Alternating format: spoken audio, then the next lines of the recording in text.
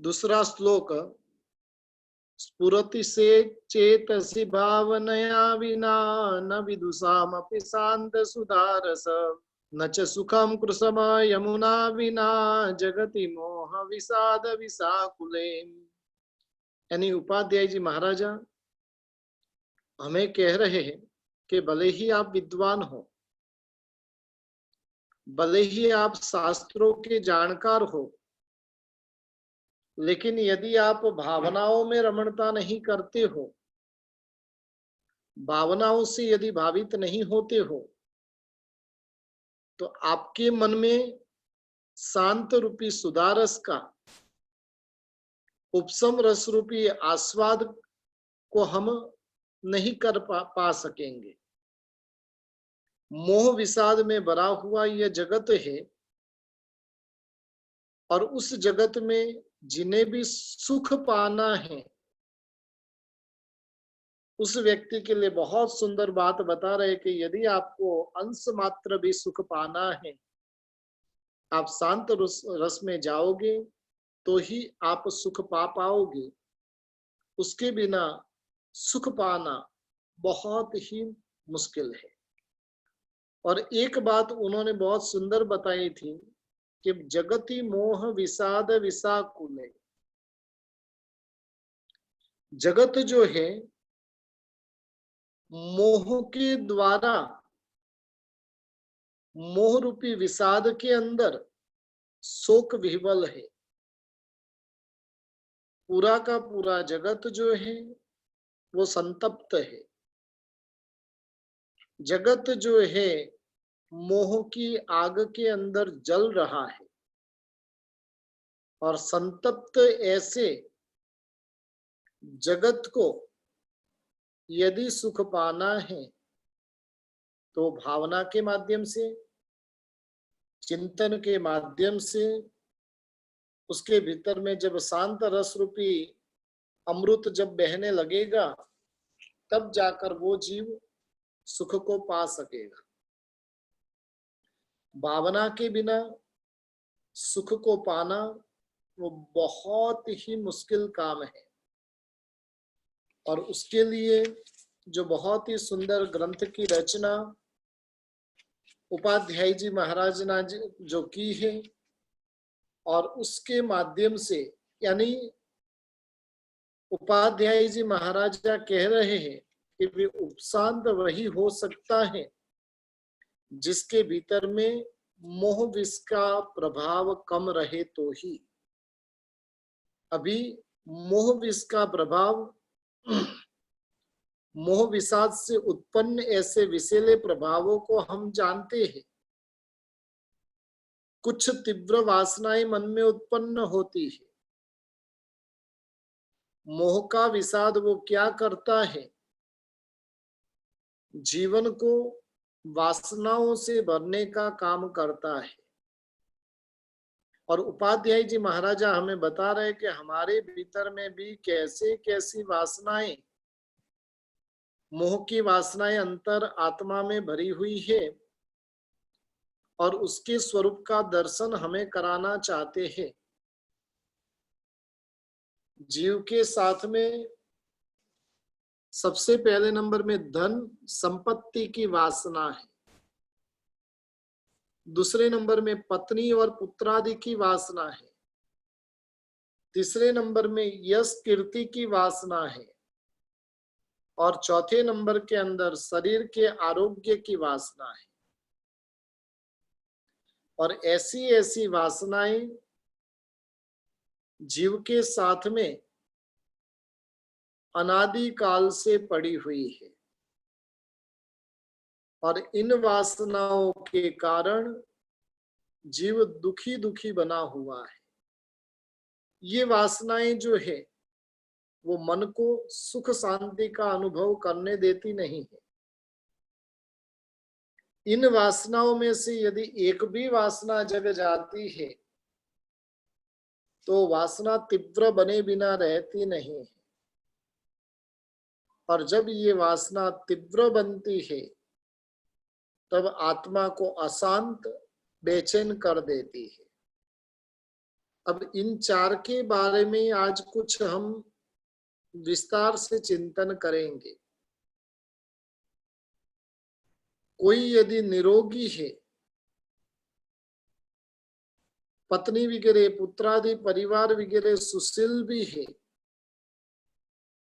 समाज में उनकी मान प्रतिष्ठा भी है, लेकिन फिर भी वो व्यक्ति दुखी हो सकता है। यानी सब कुछ उसके पास में रहा हुआ है और फिर भी वो व्यक्ति दुखी हो सकता है। एक भाई धनवान है,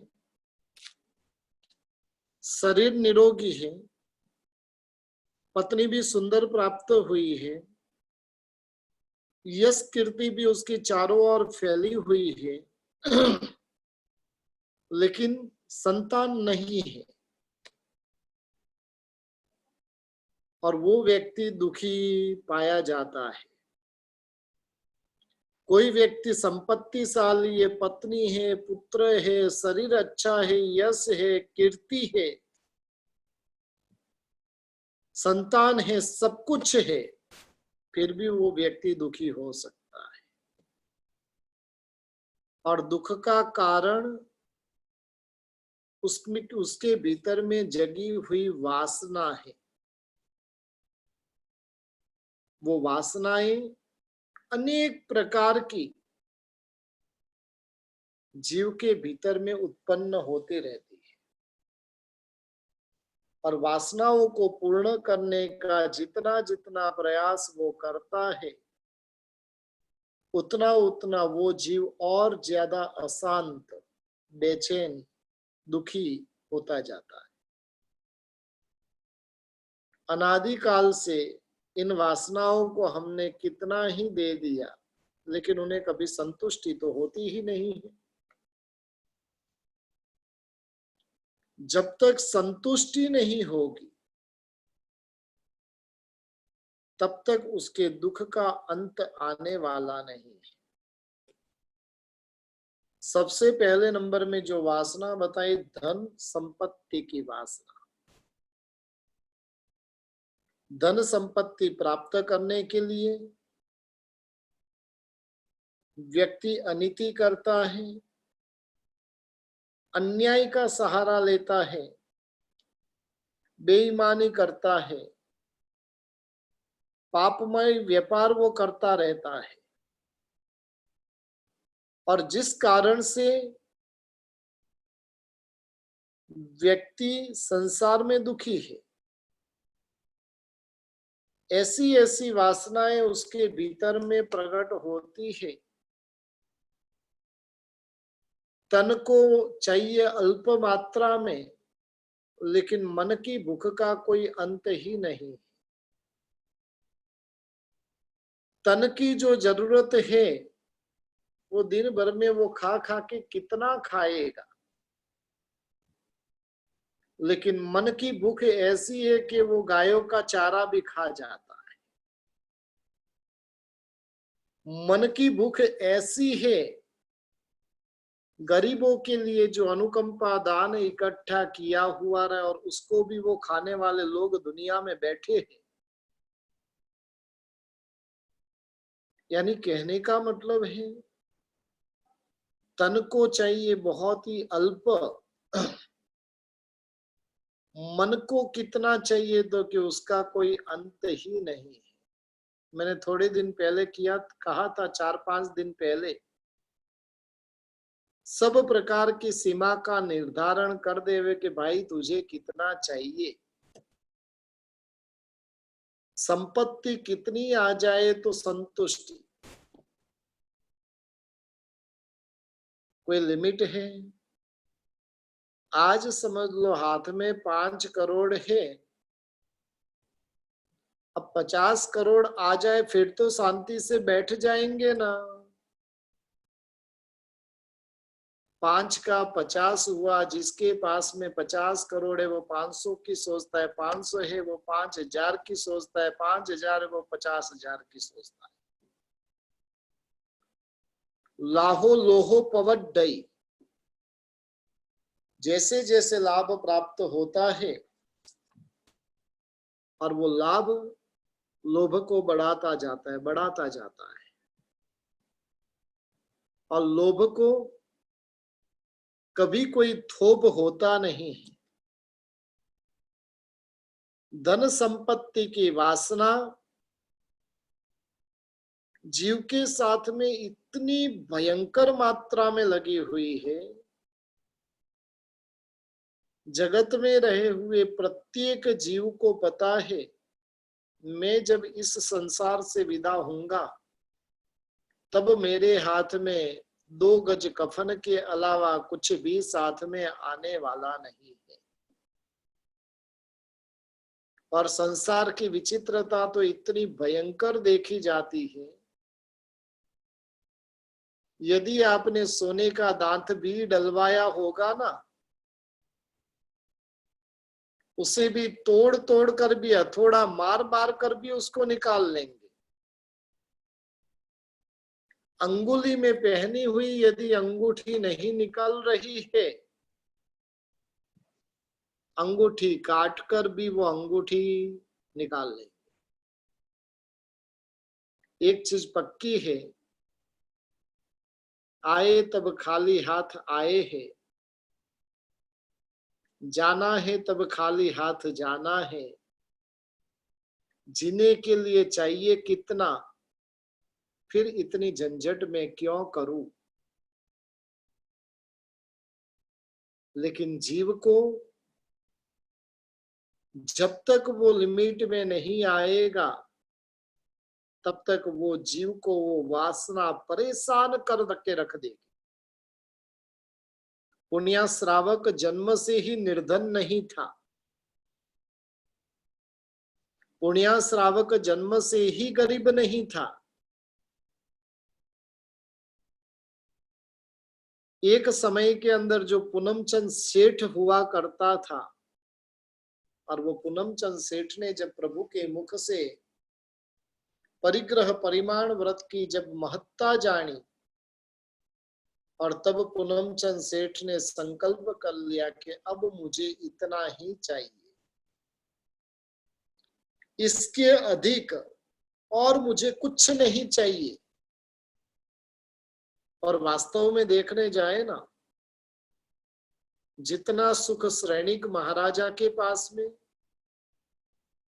जितना सुख शालिभद्र के पास में, जितना सुख मम्मन के पास में नहीं था, उनसे कई गुना अधिक सुखी यदि कोई था तो वो पुण्य था। वो पुण्य श्रावक सुखी था। क्यों सुखी था? उसने लिमिट तय कर दी थी, मुझे इतना ही चाहिए, इससे अधिक नहीं चाहिए। आज भी जिन शासन के अंदर एक श्रावक सूरत के बॉम्बे में रहा हुआ है, महीने की शुरुआत होती है, अपने पत्नी को बुलाकर पूछते इस महीने की तुम्हारी डिमांड कितनी है। वो बोले महीने का खर्चा मुझे 25,000 चाहिए। 25,000 का उस व्यक्ति को जब प्रॉफिट हो जाता है तब सब कुछ छोड़कर शंखेश्वर दादा के दरबार में पहुंच जाता है। समझ लो कि 1 तारीख के दिन ही कमाई 25,000 की हो गई। 29 दिन दादा की सेवा में वो व्यतीत करता है। हम भी महीने का कुछ ऐसा संकल्प करें, कितना चाहिए? महीने का 5 करोड़ कितना चाहिए? यदि वो भी मिल जाएगा ना, फिर भी अंत नहीं होगा। यदि सुख पाना है तो विनय विजय जी महाराजा कहते हैं, मोह से जनित जो वासना है और उस वासना को संयमित करना पड़ेगा। संयमित किए बिना सुख की प्राप्ति नहीं है। वासना वो दुखी करेगी, संयम वो सुखी बनाएगा। अब तय हमें करना है कि हमें सुखी बनना है कि दुखी बनना है। हर एक महीने का टारगेट तय करते जाए, इस महीने में मुझे कितनी कमाई करनी है, उतनी कमाई हो जाए, फिर दुकान बंद कर कर बैठ जाना। लेकिन एक चीज ध्यान रखिए कि धन संपत्ति की वासना ऐसी है, काम वासना जो होती है ना, वो अमुक समय के बाद में, अमुक उम्र के बाद में शांत हो जाती है। हालांकि उसमें भी कोई कोई जीव ऐसे विचित्र कक्षा के रहते कि उनकी वासना शांत होती ही नहीं। परसों की घटना, 88 इयर्स के वृद्ध ने अपनी पोती के साथ में बलात्कार किया। उम्र कितनी?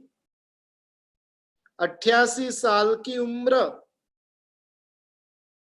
और उस उम्र के अंदर भी अपनी पोती के साथ में बलात्कार। ये परसों की घटना में बता रहा हूं। जगत के अंदर ऐसे जीव भी 1-2% रहे हुए हैं,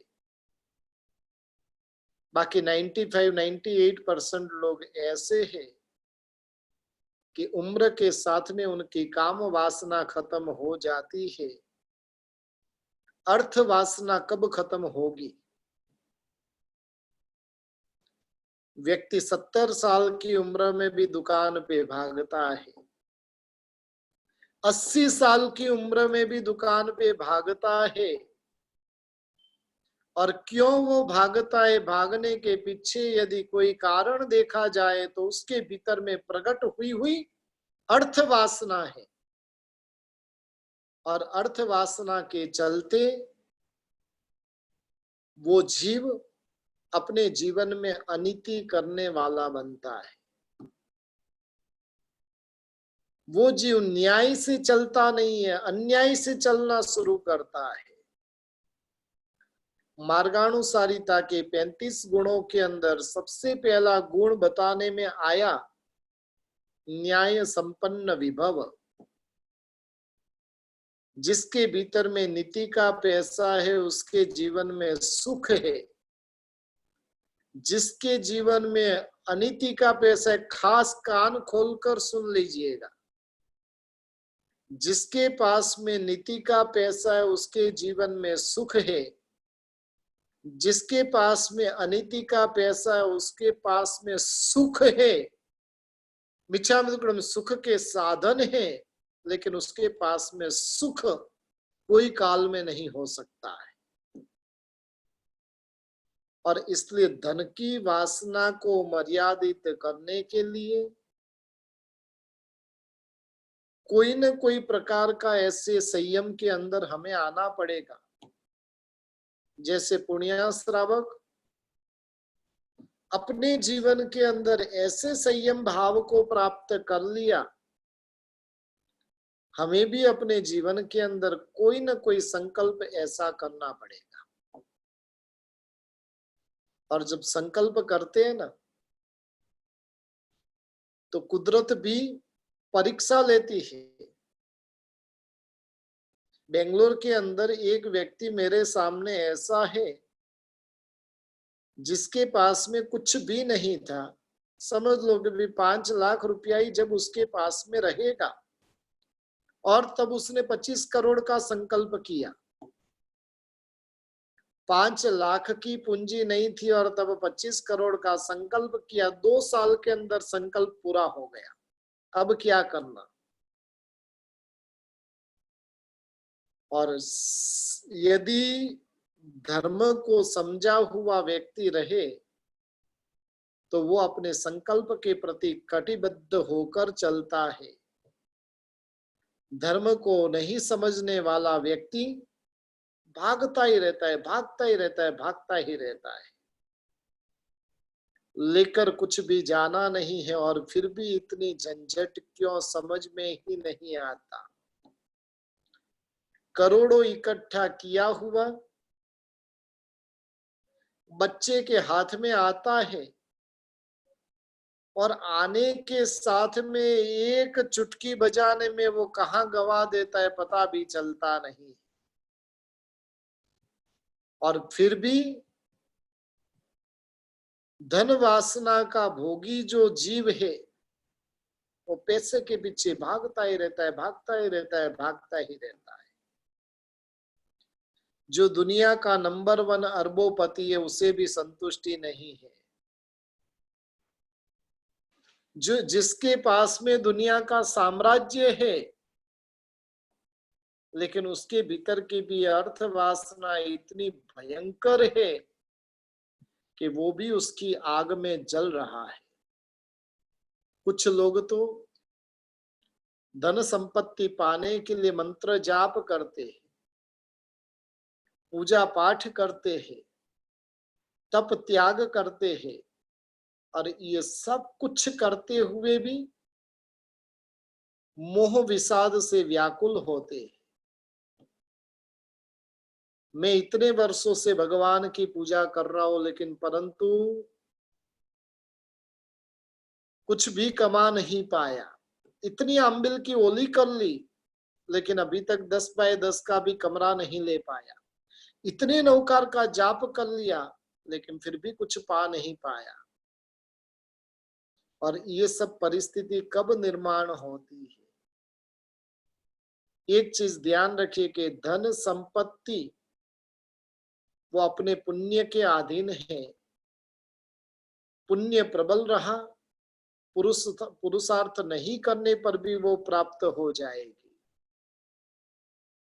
लेकिन मोह विषाद में घिरा हुआ व्यक्ति अपने भीतर में ऐसी ऐसी वासनाएं प्रकट कर कर वो जीव दुखी दुखी होता है। धन के माध्यम से दुखी है, किसी के भीतर में दूसरे नंबर में बताया कि पत्नी और पुत्रादि की वासना। कई लोग होते हैं जिनकी शादी नहीं हो रही और उसलिए दुखी है। अब वास्तव में देखने जाए, जिनकी शादी हो गई वो दुखी ज्यादा है कि जिनकी नहीं हुई वो ज्यादा दुखी है। सब अपना अपना अनुभव लेकर बैठे, लेकिन कोई किसी को कुछ कह नहीं पा रहा है। पत्नी आदि की वासना, पुत्र आदि की वासना, जन्म से लेकर मरण तक सुख के पीछे भाग रहे, सुख कहीं पर मिल नहीं रहा है। बचपन के अंदर मिट्टी के घर बनाने में सुख लगता था। घर के बाहर मिट्टी होती थी और मिट्टी के घर बनाकर खेलते थे, और उसमें इतना सुख की अनुभूति होती थी।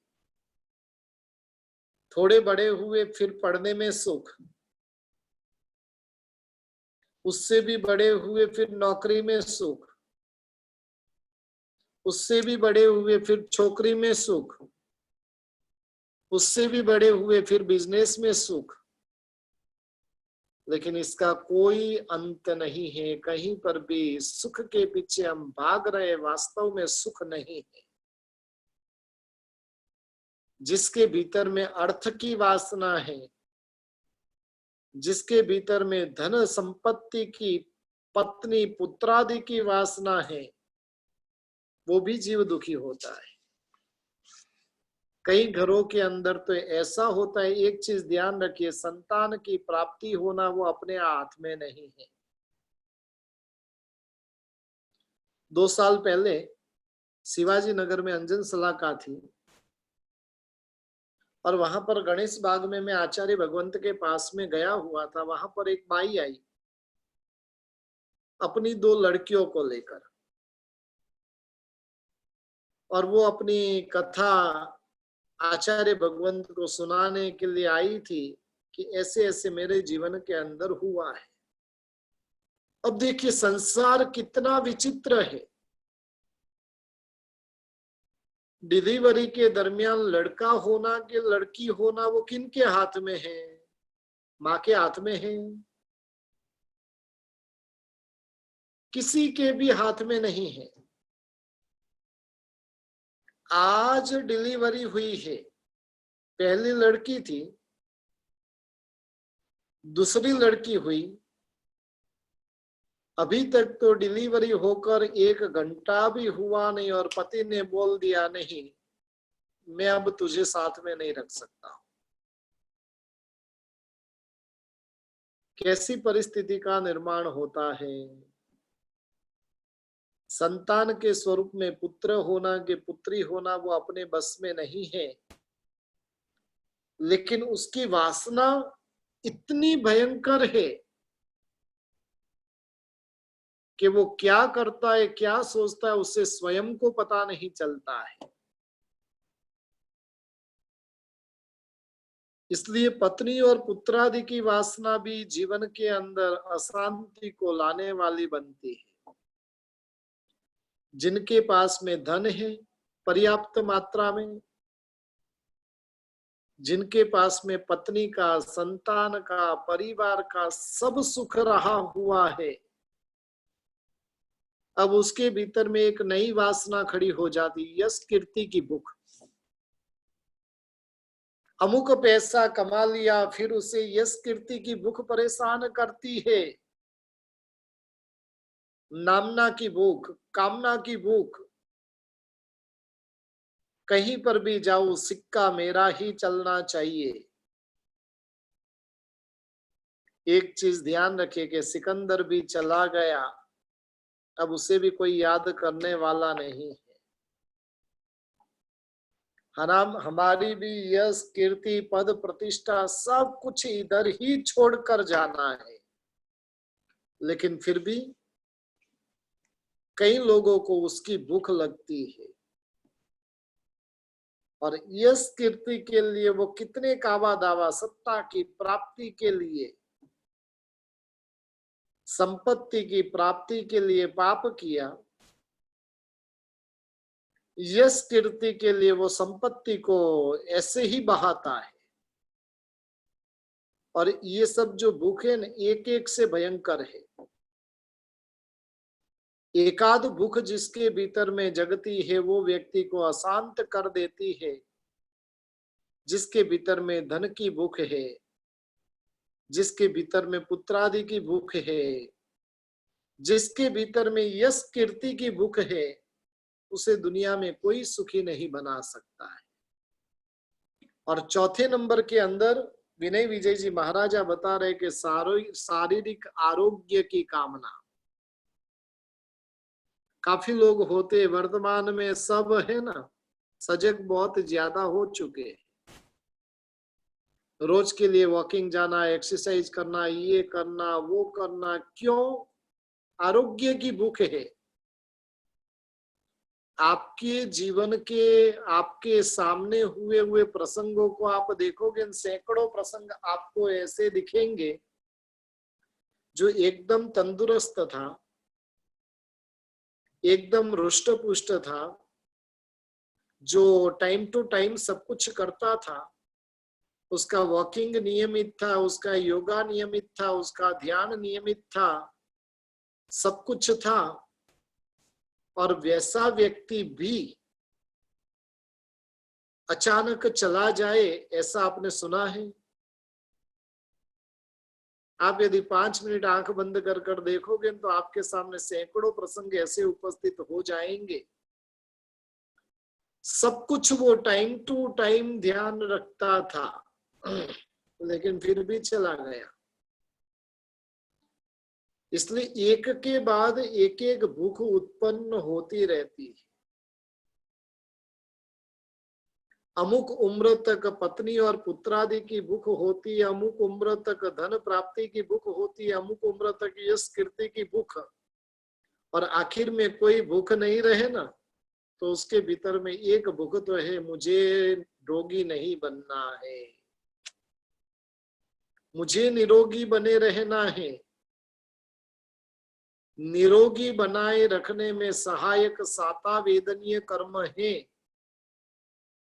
अब असाता वेदनीय कर्म बांधा हुआ है तो निरोगी तू कैसे बना रहेगा?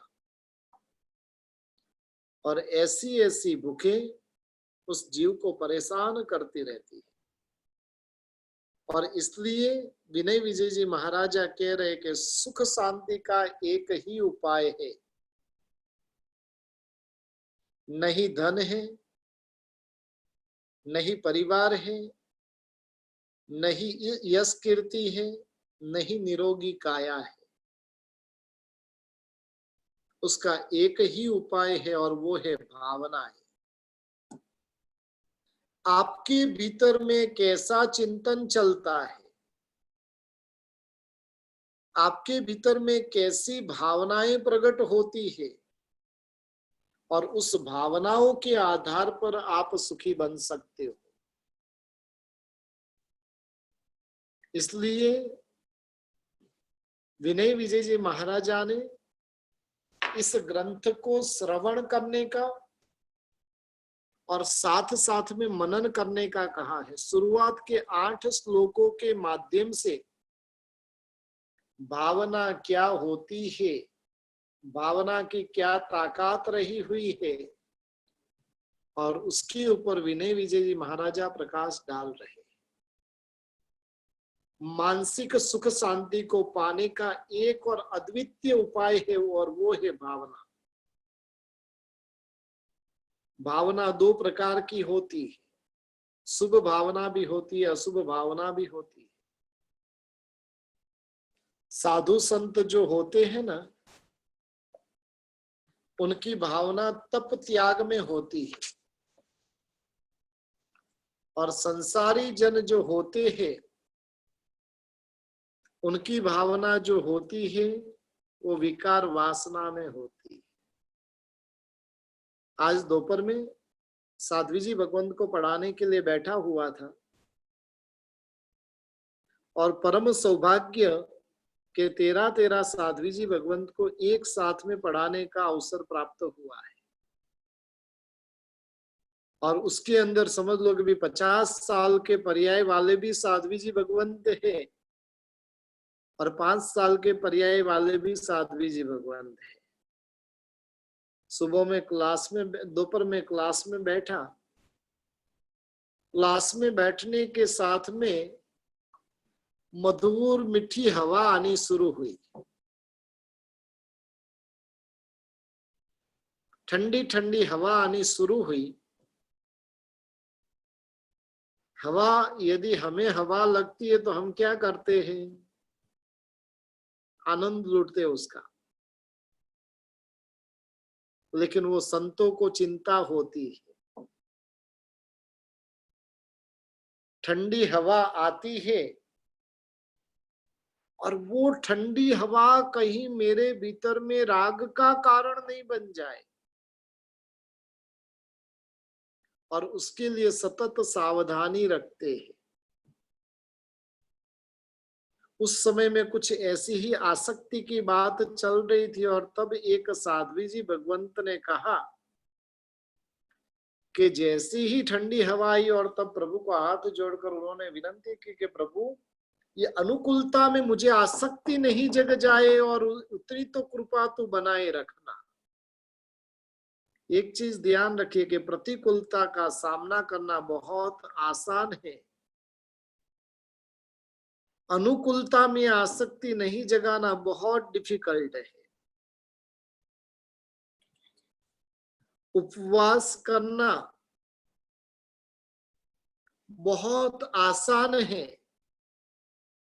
लेकिन एकासना करने के लिए बैठे हैं और वहां पर आसक्ति नहीं जगना, खाते हुए उसके प्रति की आसक्ति नहीं जगना, वो बहुत मुश्किल है। 3 साल पूर्व में फागण फेरी के लिए जाना हुआ था, और उस समय के अंदर हम जब यात्रा कर रहे थे, तभी जयानंद सूरी जी के भी कोई शिष्य वो भी यात्रा के लिए चढ़े हुए थे, और पूज्य जयानंद सूरी जी के शिष्य यात्रा कर रहे थे। वातावरण बहुत खुशनुमा था, भरत भाई वगैरह सब साथ में ही थे। वातावरण इतना सुहाना था, चढ़ते चढ़ते भी वो ठंडी हवा जब शरीर को स्पर्श करती थी, एक नया उत्साह शरीर के अंदर भर देती थी, और पूरी फागण फेरी में कहीं पर भी उस ठंडी हवा ने थकने नहीं दिया। वहां पर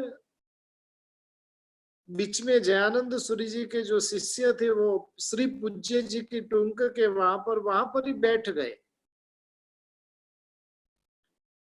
और जब पूछा कि भाई क्यों नहीं चढ़ रहे, तो कि वातावरण में फॉग है, भेज वाला वातावरण है, हवा के अंदर पानी के बूंद भी उसके साथ में रहे हुए हैं और वो हमें स्पर्श करते हैं और अपकाय की विराधना होती है।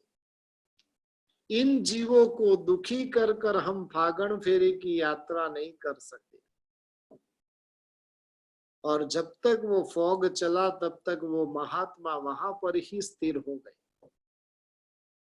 जब वो उसकी असर कम हुई तब जाकर उन्होंने यात्रा की।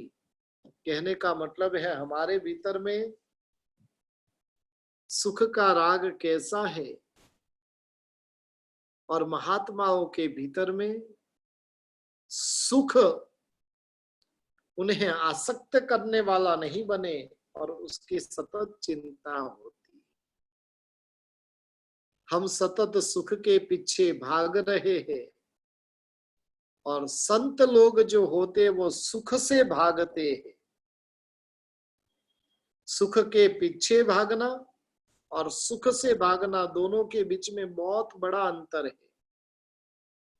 यदि आपका चिंतन चलता हो तो आज चिंतन की कुछ किरणें मैं आपके सामने बिखेरना चाहता हूं।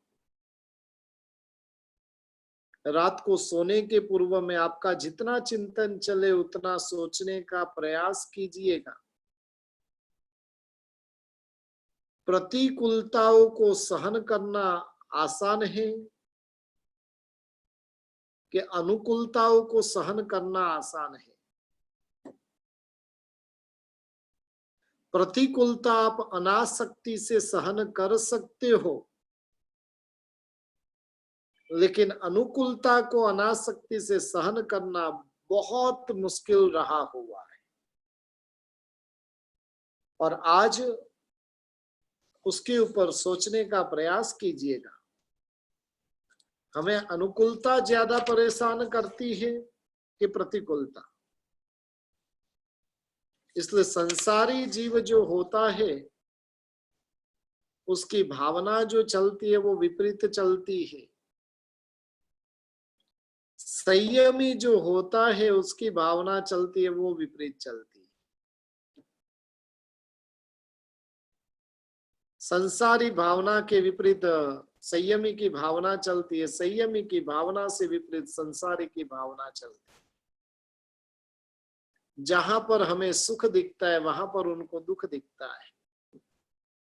जहां पर हम वो आसक्त हो जाते हैं वहां पर वो चिंतित होते हैं। और ये भावना भावना का अंतर है। मोहाधीन व्यक्ति जो होता है वो व्यक्ति विपरीत सोच चलाता है और मोह से रहित जो आत्मा होती है, जिसका मोह मंद पड़ा हुआ होता है, वैसी व्यक्ति का जो चिंतन चलता है वो बहुत अद्भुत कोटि का चलता है। भावनाओं का चिंतन क्यों करना है और उसके लिए विनय विजय जी महाराजा कह रहे कि हमें मोह रूपी जहर को उतारना है।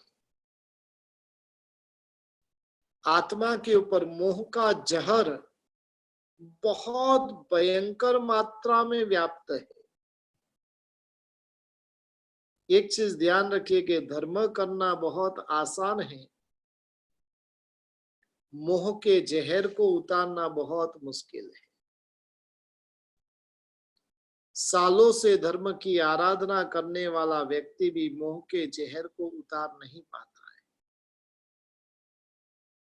और इसलिए मोह के जहर को उतारना है और उसके लिए हमें क्या करना है? भावनाओं को भाना है। अंतिम के अंदर एक अहमदाबाद की सत्य घटना, एक श्रेष्ठी जो रोज गुरु भगवंत के प्रवचन में जाते थे, आज वो प्रवचन में आए नहीं। गुरु भगवंत ने उन्हें पूछा कि पुण्यशाली क्यों आज प्रवचन में नहीं पधारे, और तब वो व्यक्ति का जवाब सुनने जैसा था। साहिब जी 18 साल से एक मेहमान आया हुआ था और उस मेहमान को विदाई देने के लिए हम गए थे। कहने का मतलब है, तब बाजू में खड़े हुए व्यक्ति ने कहा कि गुरुदेव कल इनका 18 साल का एक लौता जो बेटा था और उसकी मृत्यु हो गई, लेकिन वो श्रेष्ठी कितने स्वस्थ, जिनके भीतर में भावनाओं से भावित जिनका हृदय होता है, उन्हें संसार दुखी नहीं कर सकता है। एक का एक 18 साल का बेटा जाने पर भी वो स्वस्थ है, और वो स्वस्थता का यदि कोई राज है तो ये भावनाओं का अचिंत्य प्रभाव है। भावनाओं के माध्यम से मोह विषाद का जहर उतर जाता है। मोहजन्य जो वासना है वो दूर हो जाती है। वासना पूर्ति की जो इच्छाएं है और वो भी दूर हो जाती है। और उसके लिए ये जो भावनाएं बताई गई है, दूसरे श्लोक के अंदर जो हमें बताया कि भी भावना क्या करती है, भावना के माध्यम से जीव को कैसी अवस्था का निर्माण होता है, और वो बात दूसरे श्लोक के अंदर बताते हुए बताया कि मोह रूपी विषाद को दूर करने वाली ये भावनाएं होती है। भावना भव का नाश करने वाली बने। भव का नाश करना है तो उसके लिए मोह का नाश अत्यंत ही जरूरी है। और इस प्रकार से भावनाओं के माध्यम से हम अपनी आत्मा को भी चिंतन की दिशा में, चिंतन की गहराई में लेकर जाए। यही मंगलमय भावना कल हम तीसरे श्लोक की शुरुआत करेंगे। एक एक श्लोक के शब्दार्थ के साथ में भी करने का प्रयास कल से हम करेंगे। एक एक श्लोक इतने महत्वपूर्ण रहे हुए हैं। ये ज्ञेयात्मक के स्वरूप में विनय विजय जी महाराज